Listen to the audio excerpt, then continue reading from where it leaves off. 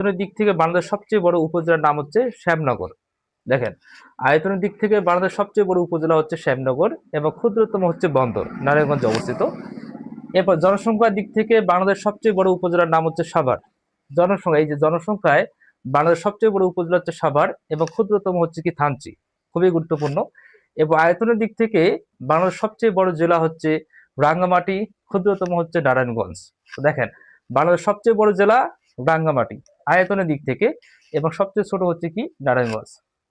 জনসংখ্যার দিক থেকে বাংলাদেশের সবচেয়ে বড় জেলার নাম হচ্ছে ঢাকা এবং ক্ষুদ্রতম নাম হচ্ছে বান্দরবান। আয়তনের দিক থেকে বাংলাদেশের সবচেয়ে বড় বিভাগ হচ্ছে চট্টগ্রাম, ক্ষুদ্রতম হচ্ছে ময়মনসিংহ।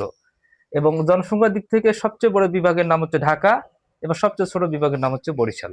তো দেখেন, আপনি যদি এই শখটাকে মনে রাখতে পারেন, ইনশাল্লাহ আপনি 19তম শিক্ষক নিবন্ধনে জেনারেল পার্ট থেকে আপনি 1 মার্ক কমন পাবেন, এটা আশা করা যায়। ডিয়ার ভিউয়ার, যদি ভিডিওটি ভালো লেগে থাকে তাহলে অবশ্যই চ্যানেলটি সাবস্ক্রাইব করবেন অথবা ফেসবুক পেজটি ফলো দিবেন। ডিয়ার ভিউয়ার্স, আপনারা যারা 19তম শিক্ষক নিবন্ধন প্রার্থী রয়েছেন, আমরা আপনাদের জন্য তৈরি করেছি প্রথম থেকে 18তম শিক্ষক নিবন্ধন পরীক্ষায় এ পর্যন্ত স্কুল পর্যায় 2 এবং কলেজ পর্যায় থেকে আসা জেনারেল অংশ থেকে প্রায় 5000 প্লাস এমসিকিউ, সেই সাথে ব্যাখ্যামূলক একটা পিডিএফ। এই পিডিএফটি নিতে আপনি স্ক্রিনে দেওয়া হোয়াটসঅ্যাপ নাম্বারে যোগাযোগ করবেন। ইনশাআল্লাহ সুলভ মূল্যে অল্প টাকার বিনিময়ে আপনি পিডিএফটি পেতে পারেন।